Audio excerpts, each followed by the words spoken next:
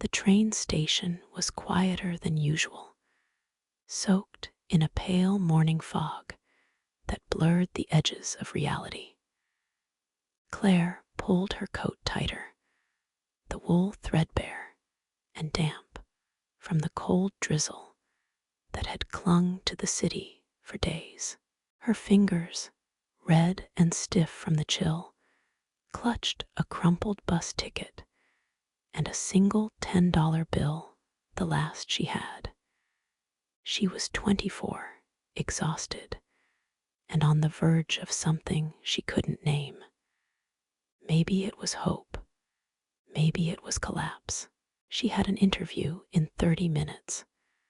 Her shoes were soaked, her stomach empty, and her eyes burned from a night of restless sleep in a borrowed corner of someone else's couch.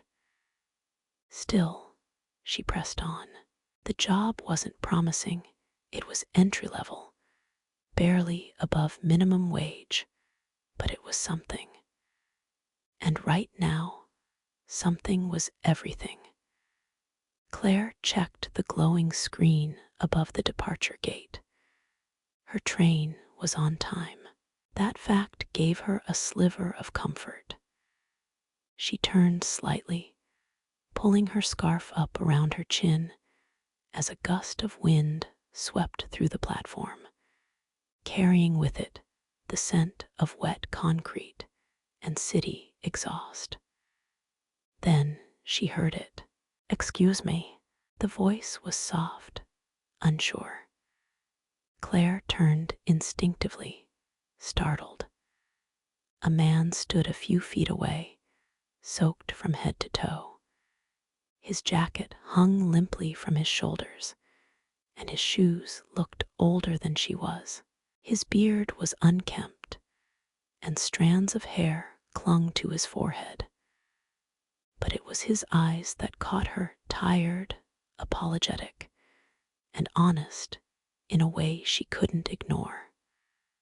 "I'm sorry," he said again, clearing his throat, voice cracking. I had my wallet stolen. I just need $10 to get home. I promise I'll pay you back if I can. I don't know what else to do." Claire didn't respond immediately. Her mind ran through 100 reasons not to believe him. She'd heard stories, scams, hustles, guilt traps, and yet she couldn't move. The only sound was the hum of the city, the occasional announcement echoing through the terminal, and the soft patter of rain hitting the metal roof above them. $10. That was all she had left. In her coat pocket, folded with trembling fingers, was the final note of what used to be her emergency savings. She had planned to use it after the interview for a meal, maybe a cab if things ran late, maybe just to feel normal for a few minutes. But now it stood between her and nothing. She could walk away. Most would. She knew how easy that choice was. She had made it before. She looked at the man again. His lips were blue, trembling. His hands were clenched into fists at his sides, but there was no threat in his posture, no sense of manipulation, only cold, shame, and something she hadn't seen in a long time, genuine need. Claire's voice came out quieter than she intended. "Do you have anyone you can call?" He shook his head. "My phone's dead. I've tried. No one stopped." She narrowed her eyes. "How do I know you're not lying?" His reply came without hesitation. "You don't?" A silence stretched between them. "But I swear," he added, softer now, "I just want to get home." Something in her chest tightened. She didn't know what it was. Maybe exhaustion, maybe memory, maybe the part of her that hadn't yet hardened completely. She should have walked away. Instead, she reached into her pocket and slowly pulled out the bill. Her hand hovered in the air for a long, fragile second. This was irrational, unsafe, illogical. "I don't know why," she whispered, "but I believe you." He stared at her hand like it was a miracle. Then, reverently, he took the bill. His fingers brushed against hers. They were cold, but there was warmth in his eyes. "I promise," he said, voice trembling, "I'll pay you back." Claire gave him the smallest of smiles. "Just get home safe." He looked like he wanted to say more, but the train was already pulling in. The brakes hissed. The doors opened. He stepped back, nodded, and disappeared into the stream of boarding passengers.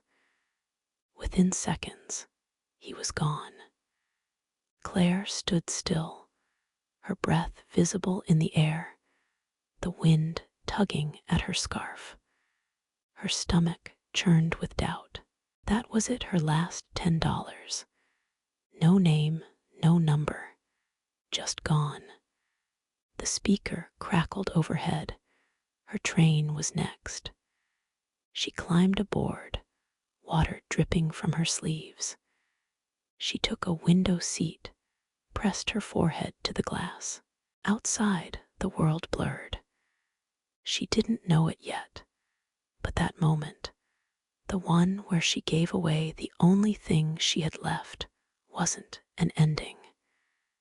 It was the beginning of everything. By morning, the rain had stopped, but the cold remained. Claire stood in front of the tall office building downtown, its steel and glass reflecting the gray sky above. Her coat was still damp from the night before. Her shoes squished slightly with each step. She was 20 minutes late. Her heart raced as she pulled the heavy glass door open. Inside, the lobby was too clean, too warm, too far from where she had just come. A receptionist glanced up from behind the desk with a polite, practiced smile. "I'm here for an interview," Claire said, trying to steady her voice. "For the administrative assistant role." The woman checked the clock, then looked back at Claire with something like pity in her eyes. "I'm sorry, the hiring manager had to step into another meeting. You'll need to reschedule." Claire blinked. "Please, I had trouble with the bus. I'm only a little late. I can wait." But the woman had already turned back to her computer. "I'm sorry." The words echoed like a door closing. Claire stepped back outside, her breath fogging in the air. She stood still on the sidewalk, watching strangers in warm coats and polished shoes walk past. Their lives seemed neat, planned, possible. Hers was unraveling by the second. By the time she made it back to her rented room, her fingers were numb. Her key stuck in the lock. She jiggled it twice before it clicked. Inside, the room was barely big enough to turn around. A bed, a sink, a flickering bulb in the hallway. But it was hers, or had been. The landlord was waiting, leaning against the doorframe. "Claire, rent was due 3 days ago. I know I am trying. I had a job interview today. You said that last week. I just need until Friday. I can't keep making exceptions. I've got someone else who can pay now." She didn't argue. There was no point. She packed slowly. 2 changes of clothes. A cracked phone. A worn paperback her mother had read to her as a child. And the photo, the one thing she never let go of, her mother smiling in the sunlight, holding Claire as a baby. when the world felt full of color. She left the key on the nightstand and stepped out into the street. The city felt louder now, somehow crueler.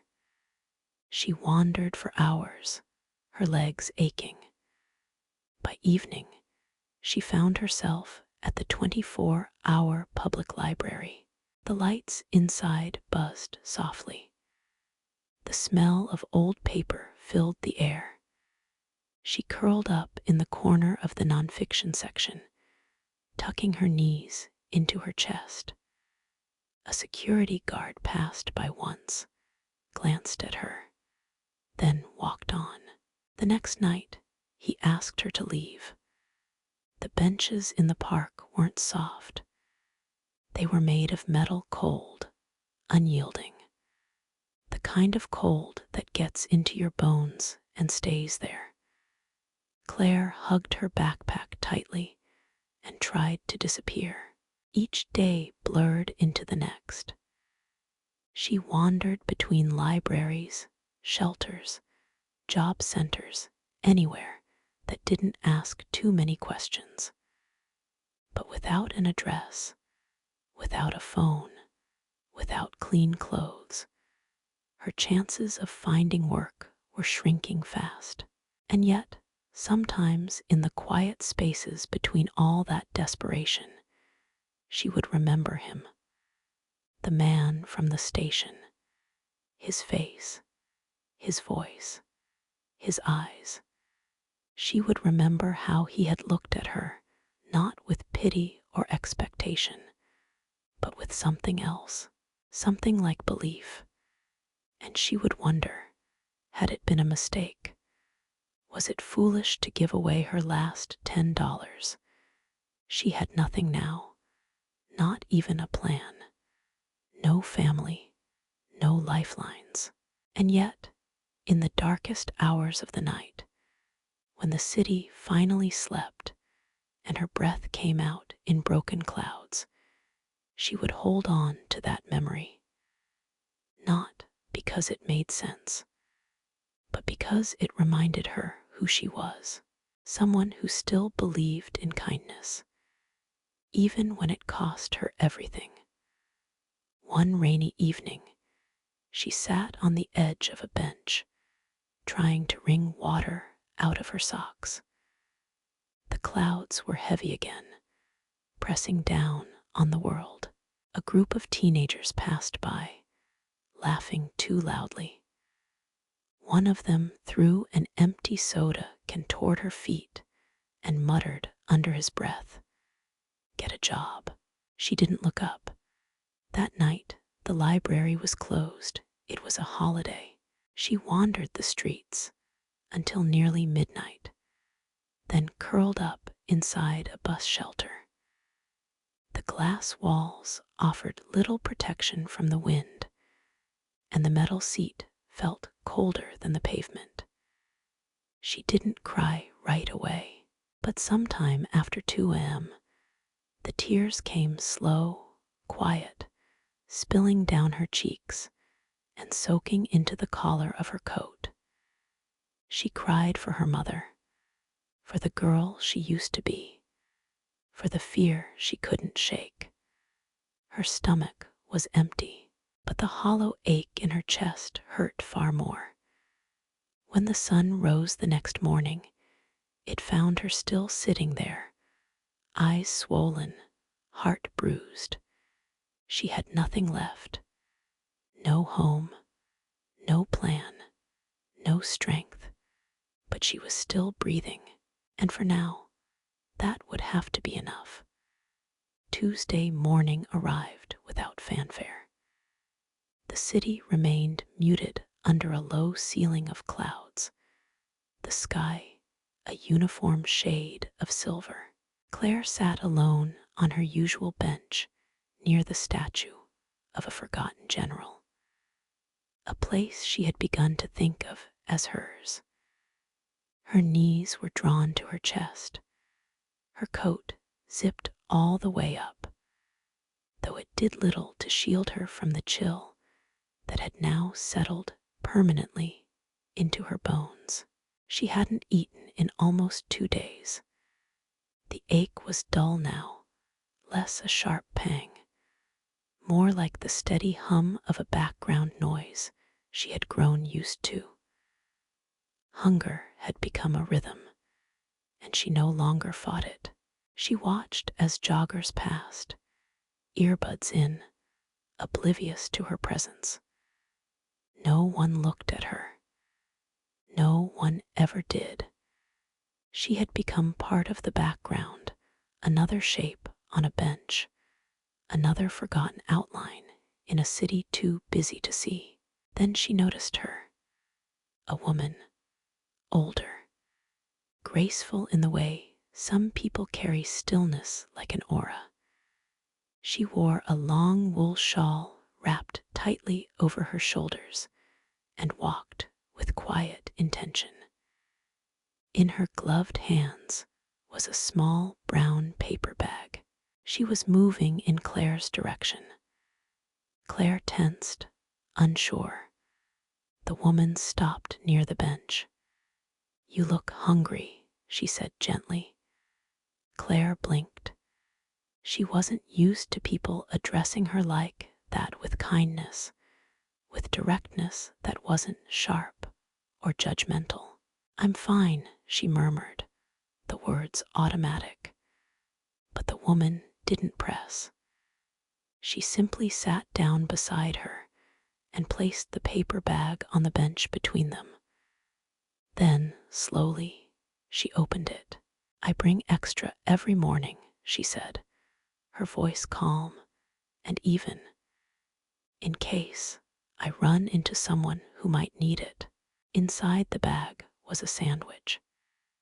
2 thick slices of bread, one slightly crooked, filled with ham and cheese, and a thin smear of mustard. It looked homemade, fresh, real. Claire's mouth watered, but she looked away. "I can't take that," she said, though her voice barely held weight. "Why not?" the woman asked gently. Claire didn't answer. The woman waited, her presence steady and unthreatening. "Is your pride bigger than your hunger?" Claire closed her eyes. That line hit something raw. She wasn't sure if it was pride anymore. Maybe it was shame, or fear, or the feeling that if she accepted help, it would mean admitting how far she had fallen. But the woman said nothing else. She didn't push. She simply waited. Finally, Claire reached for the sandwich. Her hands trembled as she unwrapped it. The first bite was almost unbearable. The salt, the warmth, the reminder of what it felt like to be cared for, even by a stranger. Tears welled in her eyes. "Thank you," she whispered, barely able to speak. The woman nodded. "There's a soup kitchen on Maple Street," she said. "Just a few blocks from here.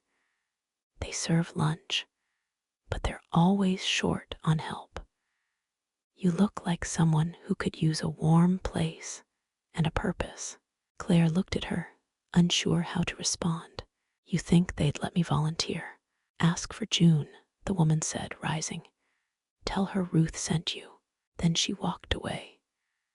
Claire watched her for a long time before looking down at the half-eaten sandwich in her lap. The weight of it felt heavier than it should have. Not because of what it was, but because of what it meant. Later that day, she found the building Ruth had mentioned. A faded brick exterior, a peeling sign that read Second Chance Kitchen. She stepped inside hesitantly. The smell hit her first: vegetable soup, warm bread, the faint scent of cleaning solution. It reminded her of something from long ago, a kitchen her mother once cooked in, a memory she hadn't let herself feel in years. Behind the counter, stood a woman in her 50s with sleeves rolled up and a clipboard in hand. She looked efficient, firm, not unkind. "I'm looking for June," Claire said. "That's me," the woman replied, not looking up. "Ruth sent me," Claire said. At that, June paused. She looked up, really seeing Claire now. "Ruth, huh? Well, she's got a good eye." Claire hesitated. "I don't need food. I mean, I do, but I want to help. I can work." June studied her for a moment, then nodded. "Then grab an apron." The first few hours passed in a blur. Claire wiped tables, chopped vegetables, poured soup into bowls that were chipped but clean. She moved on instinct, her body remembering what it felt like to be useful. People came and went, men and women of all ages. Most looked tired, worn down by life, but many still smiled, still said thank you. One man told a joke while waiting for his tray. Another offered to sweep the floor after eating. A little girl, no older than 7, handed Claire a crayon drawing on torn notebook paper. It was of a flower, misshapen and bright. Claire tucked it into her pocket without saying a word. By the end of the day, her feet hurt, her back ached, but for the first time in weeks, she felt something she hadn't known she'd missed. She felt like herself. Over the next few days, she returned. Not just for the meals they offered them, but she rarely took more than a piece of bread or a small bowl of soup. She came to work, to help. She folded napkins, peeled potatoes, learned names, heard stories, stories full of loss and heartbreak, yes, but also of resilience, of people who had nothing and still showed up every day. One evening, after closing, June handed her a small white envelope. "A little stipend," she said. "You've earned it." Claire opened it after stepping outside. Inside was a crisp $20 bill. It wasn't much, but it was more than money. It was trust. It was belief. That night, Claire sat on the curb outside the kitchen, watching the sun set behind the rooftops. The sky turned a shade of orange she hadn't noticed in weeks. And in that moment, for the first time in what felt like forever, she didn't feel like she was falling. She was still poor, still uncertain, still technically homeless, but she wasn't invisible anymore.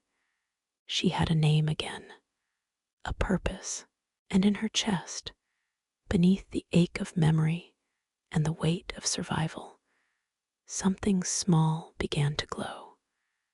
A spark. She held on to it with everything she had. The lunch rush had just ended when the bell above the door rang again. Claire was wiping down the last of the tables, moving slowly, humming a tune she couldn't name. The room still smelled faintly of tomato stew and warm cornbread. The lull between shifts was her favorite time of day, quiet, steady, something like peace. She looked up at the sound, expecting one of the regulars, but it wasn't. A man stepped inside. He wore a dark wool coat, tailored, expensive. His shoes were polished. His hair was neatly combed, his jaw clean-shaven. He didn't belong in this part of town. And yet, there was something familiar about him something in the eyes. Blue, calm, watching. Claire felt her heart pause. The man scanned the room once, then his gaze landed on her. He froze just for a moment. Then a small, uncertain smile touched his lips. Claire set the rag down, staring. He walked forward. "Hello," he said, voice warm. "I hope you don't mind me dropping in." She blinked. "Do I know you?" The smile deepened, softer now. "You do, or at least you once trusted me, when no one else would." And just like that, it clicked. The train station, the rain, the $10 bill, her breath caught. "You." He nodded. "I was a mess that day. Wet, cold, desperate. You gave me your last $10. Claire felt her legs go weak. She gripped the back of the chair to steady herself. The scruffy, shivering stranger from the station was gone. In his place stood someone composed, successful, confident. "I never got your name," she whispered. "Ethan," he said. "Ethan Parker." She repeated it quietly. "Ethan Parker." "I came back the next day," he continued, "but you were gone. I asked around, checked the ticket counter, waited. No one knew who you were." Claire swallowed. "I didn't think I'd ever see you again." "Neither did I," he said, "but I never forgot your face." She folded her arms across her apron, still stunned. "Why are you here?" Ethan looked around the room slowly. "I was passing through, saw the sign. Something told me to stop." She wasn't sure she believed that. No one just wandered into a soup kitchen like this, on impulse. Not dressed like that, not looking like him. He read the question in her eyes. "You work here." "I volunteer," she said. "Helps me stay grounded." He nodded thoughtfully. Then, after a pause, reached into his coat. "I brought this," he said, pulling out a crisp $10 bill. He held it out to her. "To repay a debt." Claire stared at it, then let out a soft laugh, surprised, not mocking. She reached out and took the bill. Their fingers brushed again. This time they were both warm. "Thank you," she said quietly. But Ethan wasn't done. He hesitated, then added, "And more than that, I was wondering if I could take you to dinner sometime. Or coffee, at least. There's something about you I haven't forgotten." Claire looked down at the bill in her hand, then up at him. The moment felt unreal, like something out of someone else's life. "You're really not who I thought you were," she murmured. He smiled gently. "No, I'm not." And something shifted in her chest. Neither was she. Later that week, they sat across from each other in a quiet cafe tucked between two bookstores. The kind of place with mismatched chairs and soft jazz playing in the background. Claire still wore her soup kitchen apron beneath her coat, her hands curled around a mug of chamomile tea. She hadn't tasted anything so comforting in weeks. Ethan stirred his coffee, then looked at her carefully. "You're probably wondering who I really am." Claire smiled a little. "Well, yeah." He reached into his coat and pulled out a sleek black business card. He slid it across the table. Claire picked it up. "Ethan Parker, CEO, Brightbridge Technologies. Founder, the Parker Foundation." She stared, blinking. "I've heard of this," she whispered. "Brightbridge, it's your company." He nodded. "I started it 10 years ago. We build adaptive learning software for underserved schools. The foundation supports outreach and housing programs." Claire stared at the card, then back at him. But that day, I was doing something reckless, he admitted. I wanted to understand the system from the inside. No wallet, no ID, just me on the street. He paused, searching her face. I planned everything except getting robbed on the first day. Claire laughed under her breath. So you were really stranded? I was, he said, and everyone I approached ignored me. His voice grew softer. Everyone but you. Claire looked down at the tea in her hands. I wasn't trying to make an impression. Honestly, I thought I was being naive. You weren't, he said, voice steady. You were human, you were kind. He leaned forward, choosing his words carefully.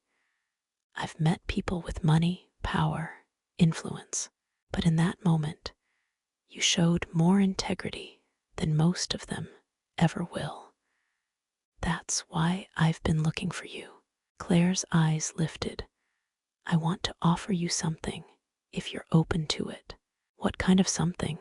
Ethan leaned back, his expression serious but hopeful. At the foundation, we fund community-led initiatives, projects that matter. We need people with real stories, people who have lived it, who get it. Claire blinked, but I don't have a degree. I don't even have a stable address. He smiled gently. We've hired people with MBAs and people who have lived in tents. What matters is your heart, your story. The weight of the last weeks suddenly caught up to her. All the nights in the park, the hunger, the rejection, the loneliness, and now this. You really mean it. I wouldn't be here if I didn't. Claire swallowed. Her voice came out a whisper. What would I even do? You'd start with training. We'd get you settled, supported. Then, you'd join one of our teams. Help design solutions for people who have fallen through the cracks. She didn't speak for a long time. The cafe fell into soft quiet. The steam from her tea curled upward like breath. Finally, she looked at him. Okay, she said. And just like that, everything changed. Claire's first day at the Parker Foundation didn't feel real. The headquarters was tucked inside a converted brick warehouse near the river. Sunlight streamed through tall windows, casting golden lines across floors marked by the soft thuds of purposeful footsteps. Laughter echoed from open meeting rooms. Desks were covered in sticky notes, sketches, and photos, fragments of stories from people whose lives had been touched by the work done here.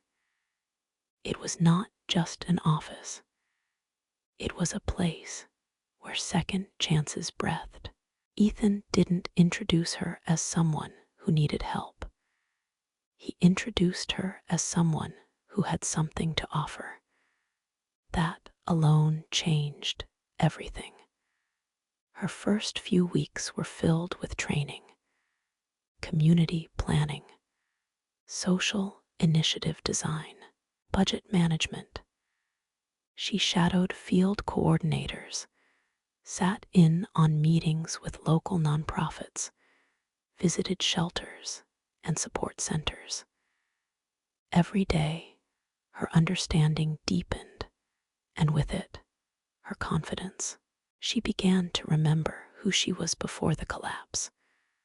Or maybe she was becoming someone new entirely. And then came the moment Ethan handed her a folder, his expression both proud and hopeful. Your own pilot project, he said. Design something meaningful to you. We'll support it. Claire opened the folder with trembling hands. Inside was a draft proposal, already typed and formatted based on the ideas she'd scribbled one night in the margins of her notebook. The idea had come to her during her final week at Second Chance Kitchen, a mobile food and outreach program, a van that could move between neighborhoods, meeting people where they were, offering not just hot meals, but also warmth, conversation, connection, a way to reach those too ashamed or too scared to go into shelters, a way to offer what she had once needed most. Ethan believed in it. So did the board. They funded the prototype. They gave her a small team. They gave her trust. The first time she saw the finished van sky blue, with the words Open Hands Project painted across the side in soft, hopeful lettering, she stood in the parking lot and cried. Her first night on the route, she drove to the same park bench where she had once slept, back when every night felt endless. That evening, she served over 100 meals, but more than that, she remembered names, shared stories, hugged people who had forgotten what safety felt like. She listened, and the word spread. In the quiet moments between chopping vegetables and planning stops, Claire began to see Ethan differently, not just as the man from the train station, not just as the CEO who had changed her life, but as someone steady, present, kind. He never boasted, never reminded her of the past. He simply showed up with support, with humor, with coffee when she looked too tired to speak. Their connection deepened in small, quiet ways. A shared joke in the kitchen, a walk after a community event, a laugh over burnt cookies during a trial run. He listened like few ever had. She trusted him before she even realized she did. One Saturday, as Claire wrapped up a community lunch in the garden outside the center, she noticed a familiar figure sitting on a bench beneath the trees. Her heart stopped. It was Ruth, the woman from the sandwich, the paper bag, the quiet dignity that had helped her on one of her darkest days. Claire rushed over. "I've thought about you every day," she said breathlessly. "You saved me." Ruth smiled gently, her eyes bright. "All I did was feed a hungry girl." They sat together beneath the swaying branches, catching up like old friends reunited by fate. And then Ruth chuckled, patting Claire's hand. "I hoped you'd find your way to Ethan." Claire blinked. "You know him." Ruth nodded, eyes twinkling. "I should, he's my son." The world tilted slightly. Claire felt everything spin into place. "You sent me to June," she whispered. "I did," Ruth said, "after Ethan told me about the girl who gave him $10 in the rain. I had to meet her. And when I did, I saw what he saw." Claire sat back stunned all this time. "It's funny, isn't it?" Ruth said, her voice full of quiet wonder. "How one small act of kindness can ripple into something bigger than either of us imagined." That night, Claire and Ethan sat side by side on the rooftop garden of the foundation. The city lights blinked below like stars searching for a sky. She told him everything about Ruth, the sandwich, the moment she realized their lives had been quietly intertwined. Ethan listened, then reached for her hand. "I used to think fate was just coincidence," he said. "Something we gave meaning to after the fact. But then I met you." Claire turned to him, her eyes full of unspoken things, and for the first time, She let herself believe it all meant something, that her suffering hadn't been meaningless, that maybe every lonely night, every sleepless hour, every loss had carried her here, to purpose, to love, to a future. Everything connected: the rain-soaked train station, the soup kitchen, the van, the rooftop stars. She was not the girl on the bench anymore. She had become something new. Later that spring, Ethan brought her news. They were walking through a community garden where the Open Hands Project had just launched a new partnership, meals and job training combined. Laughter floated through the air. Kids played in the distance. Volunteers sorted seeds and painted signs. Ethan's expression was thoughtful, almost hesitant. "I've been offered a new opportunity," he said. "The foundation is expanding. We're opening a branch in New York. They want someone to lead the urban outreach team." Claire felt her heart pause. "You?" He nodded. "They asked me, but I told them I wouldn't go without making you the same offer." She stared at him. "You want me to go with you?" "I do," he said. "We'd lead it together, grow the work, reach more people." She didn't answer right away. She looked around at the garden, at the people, at the city that had held her through the worst. "I love what we're building here," she said finally. "These people, they were the first to believe in me." Ethan nodded slowly, not with disappointment, but understanding. "I thought you might feel that way. I'm not saying no," she added quickly. "I just feel like I'm supposed to stay a little longer. There's still work to do. That's why I admire you," he said softly. They sat down on a nearby bench, letting the wind settle between them. "This is the part where the road splits," she said. "Maybe," he replied, "but only geographically." She turned to him. "You think we can make that work?" "I think we already have," he said. "What we're building, it's not just tied to one place. It's tied to who we are." She smiled, sad and certain. "You're going to do amazing things there." "So are you," he said. And so they made a plan. Ethan would go to New York in the fall. Claire would continue leading Open Hands here. They'd call, visit, build joint initiatives, send late-night texts with new ideas and old dreams. Their story wasn't ending. It was evolving. 1 year later, the city looked different to Claire. Or maybe she looked at it differently.